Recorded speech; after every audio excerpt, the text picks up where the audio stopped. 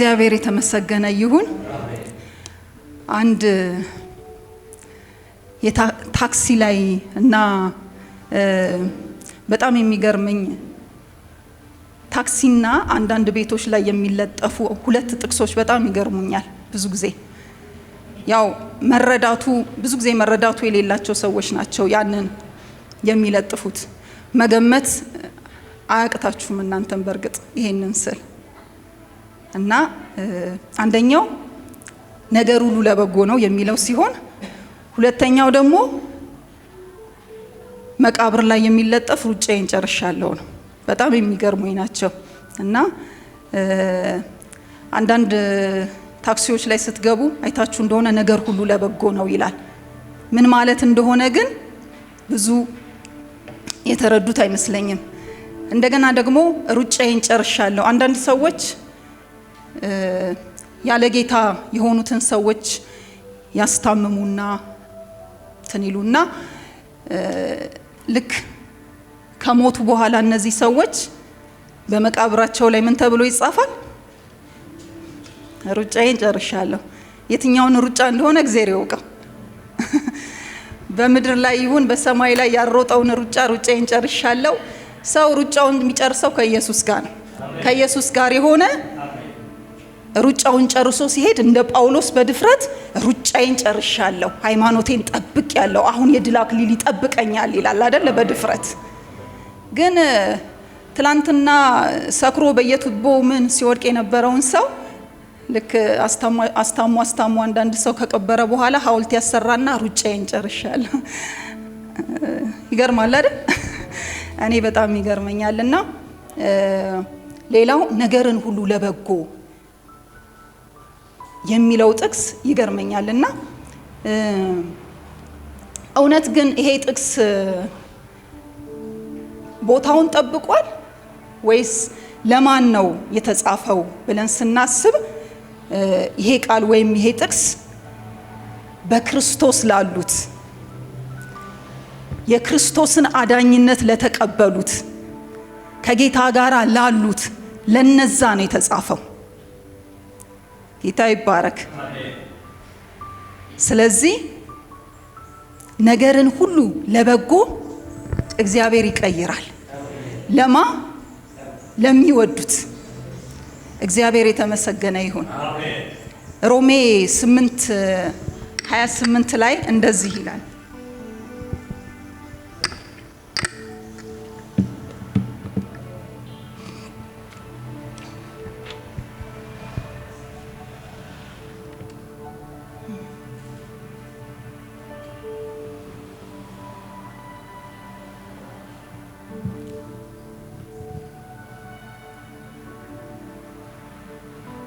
እንዲህ ይላል፣ እግዚአብሔርን ለሚወዱ እንደ ሐሳቡም ለተጠሩት ነገር ሁሉ ለበጎ እንዲደረግ እናውቃለን ይላል። እግዚአብሔርን ምን ለሚሉ እንደ ሐሳቡም ደግሞ ነገር ሁሉ ለበጎ እንዲደረግ እናውቃለን።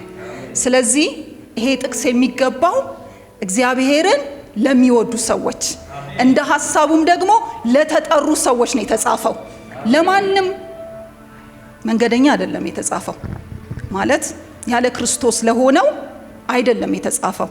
እግዚአብሔርን ለሚወዱት እንደ ሐሳቡም ደግሞ ለተጠሩት ለነሱ ነው ነገር በጎ የሚሆንላቸው። ክብር ለኢየሱስ ይሁን።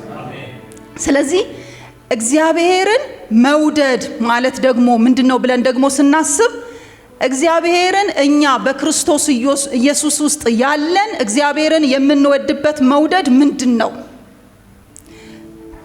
እኔ ዛሬ መልእክቴ በክርስቶስ ኢየሱስ ላላችሁ ላለ ነው፣ እንደ ሐሳቡም ደግሞ ለተጠራ ነው፣ ለኛ ነው መልእክቴ። ክብር ለኢየሱስ ይሁን። እንግዲህ ከዚህ ውጪ የሆናችሁ ሰዎች ካላችሁ እጃችሁን አውጡና መጀመሪያ ጌታ ላስቀበላችሁ አለ እንዴ? ያለ ሰው ካለ ማውጣት ይችላል። መልእክቱ ዛሬ ለተጠሩትና እግዚአብሔርን ለሚወዱ ሰዎች ስለሆነ ክብር ለኢየሱስ ይሁን።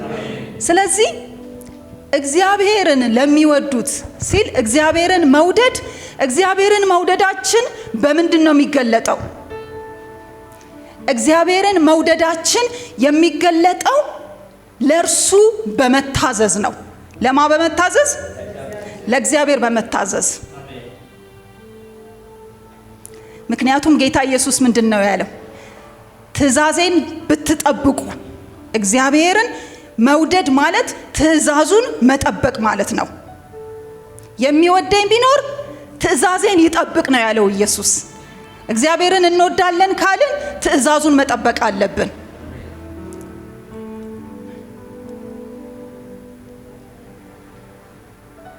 እውነት ጌታን ትወዱታላችሁ ብዬ ልጠይቃችሁ። ጌታን ትወዱታላችሁ? ጴጥሮስን ኢየሱስ እንደጠየቀው ልጠይቃችሁ። ኢየሱስ ጴጥሮስን ምን አለው? ጴጥሮስ ሆይ አለው፣ የዮና ልጅ ስምዖን ሆይ ትወደኛለህ አለው። አንዴም ሁለቴም አለና በሶስተኛው ጊዜ ሲጠይቀው ከነዚህ ይልቅ ትወደኛለህ ብሎ ሲጠይቀው ጴጥሮስም አዘነ። ምክንያቱም ጥያቄው ፍቅሩ ጥያቄው ውስጥ ገብቷል ማለት ነው። ትወደኛለህ ሲለው እንደወድህ አንተ ታውቃለህ ሲለው እንግዲህ አደራን ሰጠው። እግዚአብሔርን የምንወደው ከሆነ አንደኛ ትእዛዙን መከተል፣ ትእዛዙን ማድረግ አለብን። የሚለንን መስማት አለብን። እግዚአብሔርን የምንወደው ከሆነ እንደገና ደግሞ እንደ ሐሳቡ ለተጠሩት ይላል። በእግዚአብሔር ሐሳብ ለተጠራ ለኛ ለተጠሩት እግዚአብሔር ጠርቶናል አይደል እንዴ? የእግዚአብሔር ፍቅር ባይዘው ጥያቄ ውስጥ አይገባም ማለት እኛ ነን ልንጠየቅ የሚገባን። ትወደኛለህ ተብለን ልንጠየቅ የሚገባን እኛ ነን እንጂ የእግዚአብሔር ፍቅር ጥያቄ ውስጥ አይገባም። እሱ ላያዳግም አንዴ ወዶናል። በዘላለም ፍቅር ወድጄሻለሁ ይላል እግዚአብሔር ቃል። ሃሌሉያ! የተወደድክበት ፍቅር በዘላለም ፍቅር ነው። ያውም በደም በክርስቶስ ደም ራሱን በመስጠት ስጋውን በመቁረስ በዚህ ፍቅር ልክ ነው የተወደድከው።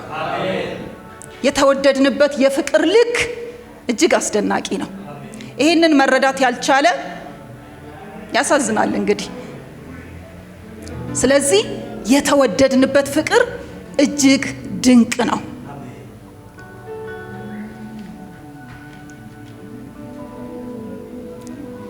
የመልእክቴ ርዕስ ነገር ሁሉ ለበጎ ይሆናል ነው። አጠገባችሁ ላለው ሰው ነገር ሁሉ ለበጎ ይሆንልሃል በሉት። የእውነት ይሆንልናል። ለምን ሲባል እነዚህን አሁን ሁለቱን ነጥቦች ነገርኳችሁ አይደል? አንደኛ እግዚአብሔርን ምን ለሚሉ ለሚወዱ፣ እንደገና ደግሞ እንደ ሐሳቡ ለተጠሩ ለነሱ ነው ነገር ሁሉ ለበጎ የሚሆነው። ስለዚህ ላንተ ነው ነገር ሁሉ ለበጎ የሚሆነው።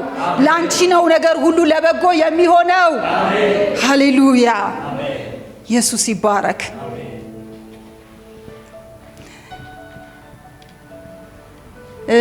ዘፍጥረት 37 ላይ ይገርመኛል።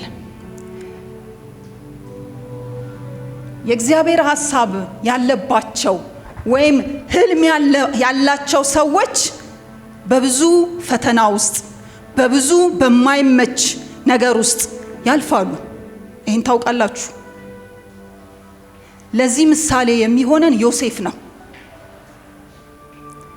ዮሴፍ በብዙ መከራና በብዙ ቻሌንጅ ውስጥ ያለፈ ነገር ግን ፍጻሜው ነገር ሁሉ ለበጎ የተጠቀለለለት ሰው ነው። አሜን፣ ሃሌሉያ።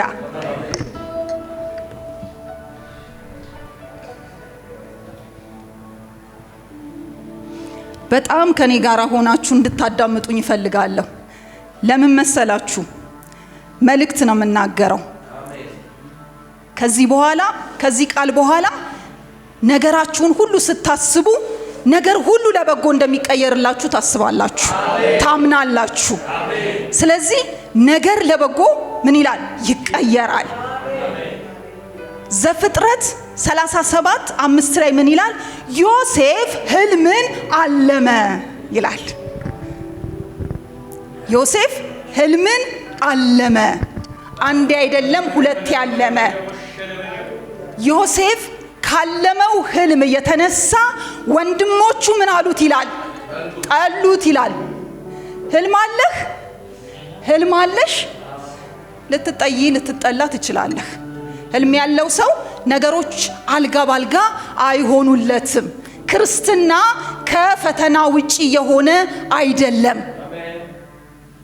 በክርስትና ውስጥ ፈተና አለ፣ ግን ምን አለ?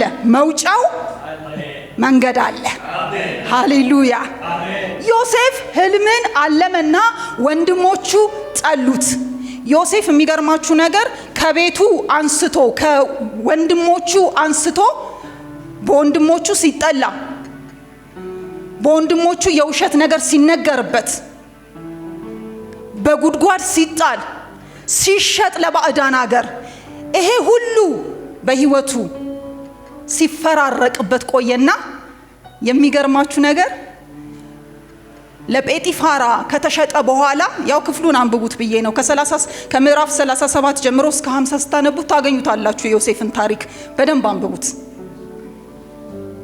ይሄ ሁሉ ቻሌንጅ ካለፈ በኋላ በጴጢፋራ ቤት ከገባ፣ በንጉሱ ቤት ከገባ በኋላ አረፍኩ ተደላደልኩ ብሎ ልክ በንጉስ ቤት ንጉስ ያለውን ነገር ሁሉ አስረክቦት በንጉስ ቤት ተደላድሎ መኖር ሲጀምር ሌላ ፈተና መጣበት። በንጉሱ ሚስት፣ በጴጢፋራ ሚስት ሌላ ፈተና። አይገርማችሁም? ግን እኮ እንደዚህ ይላል ቃሉ፣ እግዚአብሔርም ከዮሴፍ ጋር ነበረ፣ በሁሉ ደግሞ የተከናወነለት ነበረ ይላል። ታዲያ ዮሴፍ በብዙ መከራ፣ በብዙ ፈተና፣ በብዙ ነገሮች ውስጥ እንዲያልፍ ያደረገው ኃጢያቱ ነው እንዴ? ኃጢያቱ ነው ከሆነ አዎ በሉኝ። ኃጢያቱ ነው አይደለም። ለእግዚአብሔር አለመመቸቱ ነው አይደለም። ህልመኛ ስለሆነ ነው። ህልም ስላለው ነው። ዮሴፍ በ17 ዓመቱ ላይ ህልምን አለመ ይላል የእግዚአብሔር ቃል። በብላቴንነቱ ህልም አለን አይደል? ዛሬ መንገዱን አሳያችኋለሁ። ወደ ህልማችን እንደርሳለን። ወደ ህልማችሁ ትገባላችሁ። ሃሌሉያ። ህልምን አለመ ይላል። በብዙ ቻሌንጅ ውስጥ፣ በብዙ ፈተና ውስጥ አልፎ ወንድሞቹ ያደረጉበትን ጥላቻ ሁሉ አልፎ ከጨረሰ በኋላ ተደላደልኩ ብሎ በንጉስ ቤት መቀመጥ ሲጀምር ደግሞ ሌላ ፈተና ሆና ተነሳችበት። የንጉሱ ሚስት ና አብረን እንተኛ፣ ና አብረን ኃጢአት እናድርግ። ኖ አለ።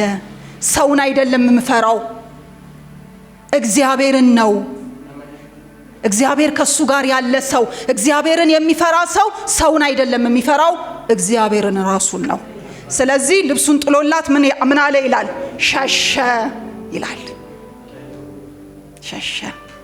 ከዛ በኋላ ተወስዶ ወደ ግዞት ቤት ነው የተወረወረው። ወደ ግዞት ቤት ተወረወረ።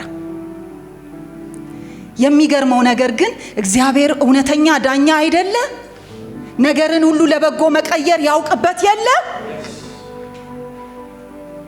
ነገርን ሁሉ ለበጎ ሲቀይር እግዚአብሔር፣ የሚገርመው ነገር ዮሴፍ ባልሰራው ኃጢአት ስለሆነ የተወረወረው እግዚአብሔር ፈረደለት። ነገሩን አጠራ አድርጌ ስለምነግራችሁ ነው። ክፍሉን ስታነቡት ታውቁታላችሁ። ከዛ በኋላ ዮሴፍን አስቸኮሉት። ሃሌሉያ። ዛሬ በጽድቅ ኖረሃል። ዛሬ እግዚአብሔርን በመፍራት ኖረሃል። ዛሬ እግዚአብሔርን በመውደድ ኖረሃል። ዛሬ ተጠርተሃል። መንገድህን በንጽህና ከእግዚአብሔር ጋር እየሄድክ ነህ ያለው። እንግዲያውስ ወደ ህልም ትደርሳለህ። ወደ ህልም ትገባለህ። ወደ ህልምሽ ትገቢያለሽ።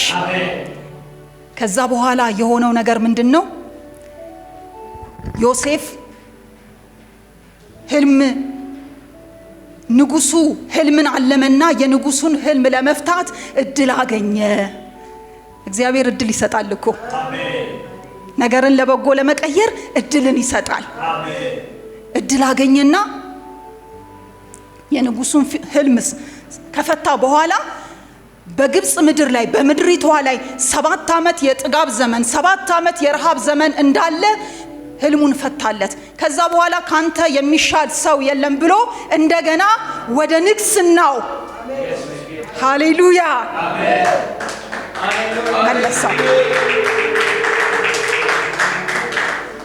መለሰው። የሚገርመው ነገር ዮሴፍ አልሞት የነበረው ህልም ጨረቃና ከዋክብት ሲሰግዱልኝ የኔ ነዶ ቆሞ የናንተ ነዶ ለኔ ነዶ ሲሰግድልኝ አየው ብሎ ነው ለወንድሞቹ የነገራቸው። ወንድሞቹን ያስቆጣቸው የሱ ህልም ነው። ለምን ሲባል ይሄ ህልም እነሱን ነገ ሊያሰግዳቸው እንደሚችል አስበውታል። ከዛ የተነሳ ህልሙን ሊያጠፉ ዮሴፍንም ሊያጠፉ ሞከሩ። እስቲ ይሄ ባለ ህልመኛ ከህልሙ የሚሆነውን ነገር እናያለን ብለው ወደ ጉድጓድም ጣሉት። የሞትም ሙከራ አደረጉበት። ግን እኮ እግዚአብሔር ህልም ከሰጠህ ህልሙ አይጠፋም። አንተም አትጠፋም በሉት አጠገባችሁ ያለው። ህልምህም አይጠፋም። ነገር ወደ በጎ ይቀየራል። ሃሌሉያ ክብር ለኢየሱስ ይሁን። ከዛ በኋላ የሆነው ነገር ምንድነው?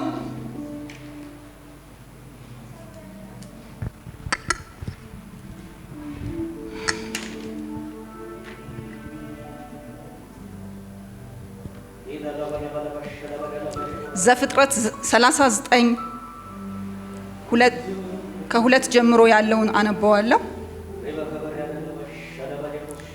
እግዚአብሔርም ከዮሴፍ ጋር ነበረ፣ ስራውም የተከናወነለት ሰው ሆነ ይላል። ክብር ለኢየሱስ ይሁን።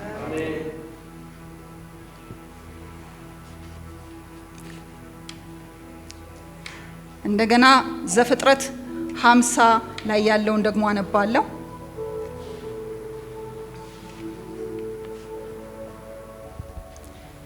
ዮሴፍ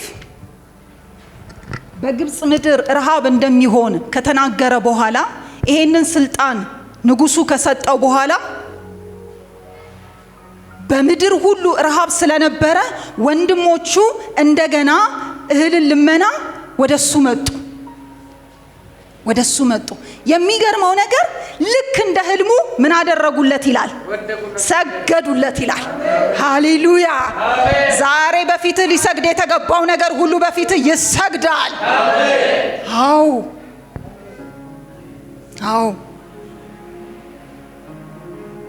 ከዛ በኋላ አባታቸው ያዕቆብ ከሞተ በኋላ ፈሩ ይላል።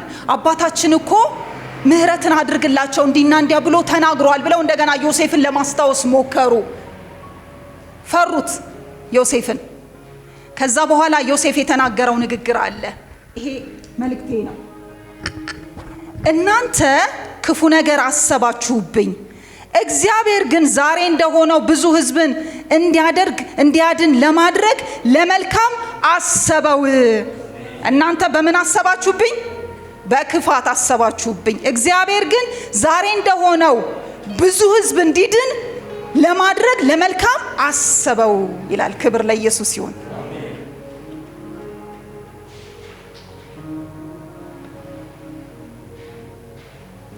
እግዚአብሔር ነገሮችን ወደ መልካም ይቀይራል። ወንድሞቹ ጠሉት፣ ገፉት፣ ጣሉት። ከዛ በኋላ ግን እናንተ በፈሩ ጊዜ ምን አላቸው? እናንተ ለክፉ ነገር አሰባችሁብኝ፣ እግዚአብሔር ግን ለበጎ ቀይረው አለ። ዛሬ በክፉ የታሰበባችሁ፣ በክፉ የተነገረባችሁ፣ ክፉ የሆነባችሁን ነገር ሁሉ እግዚአብሔር ለበጎ ይቀይረዋል። አዎ ቃሉ ነው። ይቀየራል፣ ለበጎ ይቀየራል። አሜን።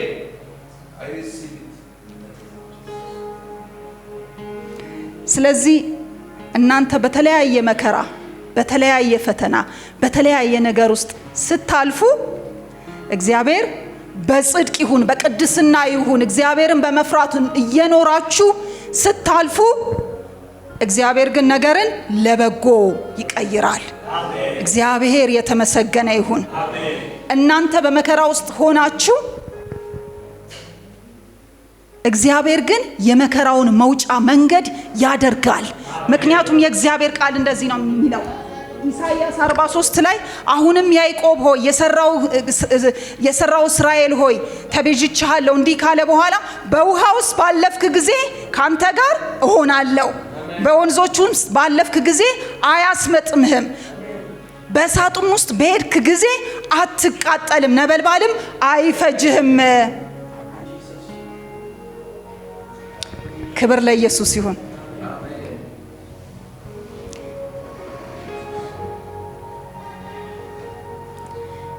እንግዲያው በህይወትህ እየተፈተንክ ነው ያለኸው፣ እየተፈተንሽ ነሽ ያለሽው። እንግዲያው ውጤቱን እነግራችኋለሁ። ለክብር ነው። ዮሴፍን ፈተናው መከራው ሁሉ ይዞት የሄደው ወዴት ነው? ወደ ክብር በሉኝ። ወደ ክብር ትገባላችሁ። ሃሌሉያ።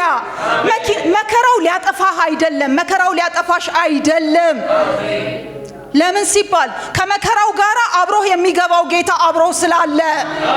ከዮሴፍ ጋር እኮ እግዚአብሔር አብሮት ነበረ ይላል። ታዲያ እግዚአብሔር አብሮህ እያለ መጥፋት አለ እንዴ? መሞት አለ እንዴ? እንዲሁ በዋዛ መሞት አለ ወይ? መሞት አለ ወይ? ሰው ስላወራ መሞት አለ ወይ? የለም የለም የለም። ኢየሱስ ጌታ ነው። የለም። እግዚአብሔር አብሮህ ነው። በእሳቱ ውስጥ አብሮህ፣ በውሃ ውስጥ አብሮህ፣ በመከራ ውስጥ አብሮህ ከሆነ እንዴት ነው የምትጠፋው? ነገር ለበጎ ይገለበጣል እንጂ፣ ነገር ለበጎ ይቀየራል እንጂ። ሃሌሉያ። የትኛውም የመከራ ማዕበል ቢመጣብህ፣ የትኛውም የመከራ ማዕበል ቢመታህ አያጠፋህም። ቅድም እንዳልኳችሁ እላችኋለሁ፣ ክርስትና ከመከራ ውጪ አይደለም። ግን ከመከራ ውጪ ባይሆንም ግን መከራው አያጠፋህም። አትጠፋም።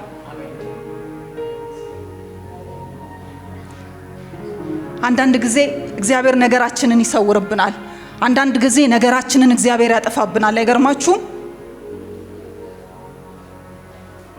እግዚአብሔር የቂስን አህያ የሳኦልን አባት አህያ ሲያጠፋ ጠፍተውበት ነበር አይደል እንዴ? ሳሙኤል ምን አለው? ከ3 ቀን በፊት የጠፉት አህዮች ተገኝተዋልና ልብህን ምን አትበልባቸው፣ አትጣልባቸው።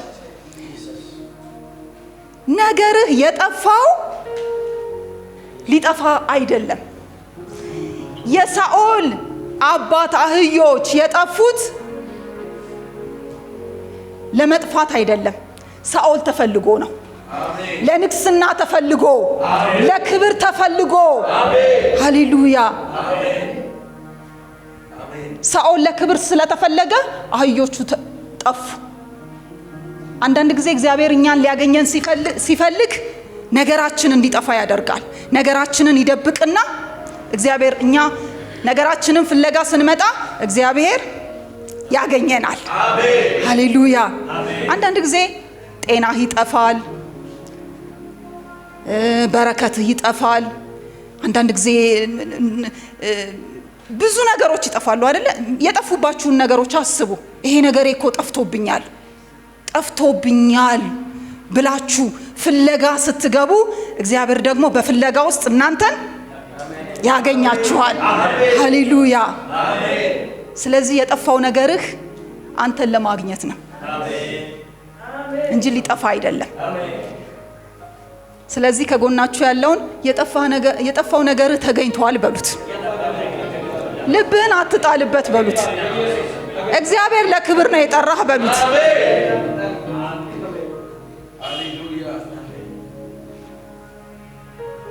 ተኝተህ አይደለም አይደለ የምታስበላው ነገርህን። ያቺ ሴት ሰለሞን የፈረደላቸውን 2 ሴቶች ታሪክ ታውቃላችሁ። ሁለቱም ወልደው ተኝተው አንደኛዋ ተኝታ ልጇን ገደለችው። ከዛችኛዋ ሰረቀችና ሰለሞን የፈረደውን ፍርድ ታውቃለች። ሰይፍ አምጡና 2 ቦታ አካፍሉና አንዱን ለአንዷ ሲል እናት የነበረችው ኖ አይሁን አለች። አይሁን ይሰጣት ለሷ። ተኝታ አልገደለችውማ። የሞተው ያንተ አይደለም። የሞተው ያንቺ አይደለም። የጠፋው ያንተ አይደለም። የጠፋው ነገርህ ተገኝቷል። የሞተው ነገርህ ተነስቷል። ኢየሱስ ይባረክ። ዳዊት እንደዚህ አለ፣ ሥርዓትህን እማር ዘንድ ያስጨነቀኝ ለምን ሆነልኝ? ለመልካም ሆነልኝ። እግዚአብሔር ነገሮችን ለመልካም ሊያደርግ ሲፈልግ አስጨናቂ ጎዳናዎች ውስጥ ሊያሳልፍ ይችላል፣ ግን ለክፉ አይደለም። ለክፉ አይሆንም።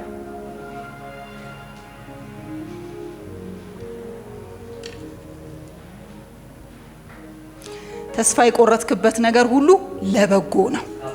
ተስፋ አትቁረጡ።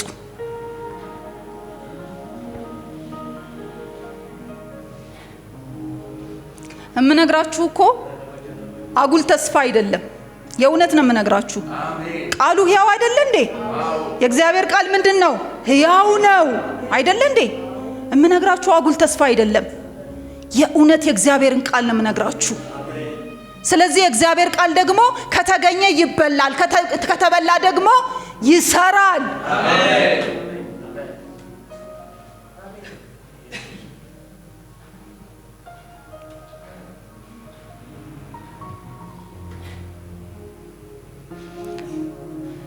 የጥንቱን ነገር አታስቡ፣ የድሮውን ነገር አታስተውሉ፣ የጥንቱን ነገር አታስቡ። እነሆ ምን አደርጋለሁ? ሁሉን አዲስን ነገር አደርጋለሁ። እግዚአብሔር አዲስ ነገር ያደርጋል። እግዚአብሔር በፈተና ውስጥ መውጫ መንገድ ያደርጋል። ነገርን ሁሉ እግዚአብሔር ለምን ያደርጋል? ለበጎ። የመጣብህን ነገር፣ ያለህበትን ነገር፣ ያለሽበትን ነገር ሁሉ እግዚአብሔር ለበጎ ያደርገዋል። ዮሴፍ ያለፈባቸው መንገዶች ሁሉ፣ የተራመደባቸው መንገዶች ሁሉ በጽድቅ እግዚአብሔርን በመፍራት እግዚአብሔር ከእርሱ ጋር ሆኖ፣ መከራ ግን ከህይወቱ አልቆመም ነበር። አይገርማችሁ? እንደ እግዚአብሔር ቃል እኮ እየኖርክ እኮ ትፈተናለህ እኮ፣ ግን ፈተናው መከራው ሁሉ ለበጎ ይለወጣል። ነገር ለበጎ ይቀየራል። ነገር ለበጎ ይቀየራል። ነገርሽ ለበጎ ይቀየራል። ሁሉ ለበጎ ነው። ህልም አለህ፣ ወደ ህልም ትደርሳለህ። በመከራ ውስጥ አለህ፣ ወደ በጎ ይቀየራል። ስለዚህ ከዚህ በኋላ አመለካከታችንን እንቀይራለን። የትኛውም ነገር በህይወታችን ሲመጣ ነገር ሁሉ ለምንድን ነው? ለበጎ ነው እንጂ የታክሲ ጥቅስ አይደለም። የታክሲ ጥቅስ አይደለም። ነገርን ሁሉ ለበጎ የሚቀይረው የሕያው አምላክ የሱ ቃል ነው። ስለዚህ ነገራችን ለበጎ ይቀየራል። ያለህበት ነገር ሁሉ ይቀየራል። ያለሽበት ነገር ሁሉ ይቀየራል። ለምን ሲባል የእግዚአብሔር ቃል እውነት ነው። ዮሴፍን በዛ ሁሉ መከራ፣ በዛ ሁሉ ቻሌንጅ፣ በዛ ሁሉ ፈተና ውስጥ እንዲያልፍ ያደረገው ለንግስና ነው፣ ለክብር ነው። ፍጻሜው መልካም እንዲሆን ነው። ዴስቲኒያችን መልካም እንዲሆን፣ ፍጻሜያችን መልካም እንዲሆን በብዙ መንገዶች ውስጥ ልናልፍ እንችላለን። ግን ነገር ሁሉ ለምንድን ነው? ለበጎ ነው። በጣም ከእግዚአብሔር ቃል ትልቅ መጽናኛ የሆነ ቃል ነው። ነገር ሁሉ ለበጎ ነው፣ ለበጎ ነው።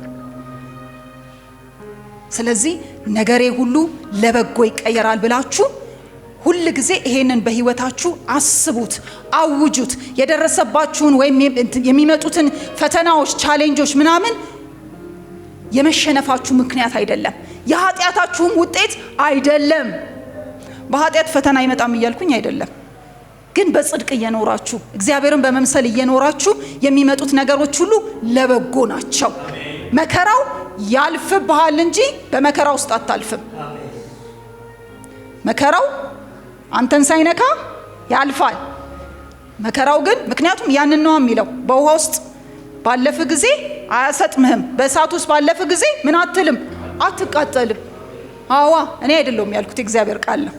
ስለዚህ መከራ ከበላይ ያልፍብሃል እንጂ አንተን ጎርቶ አይደለም ትክክለኛ በእግዚአብሔር መንገድ ላይ የሚሄድ ሰው መከራው ወቅቶት አይደለም የሚያልፈው፣ መከራው በበላዩ ነው የሚያልፈው።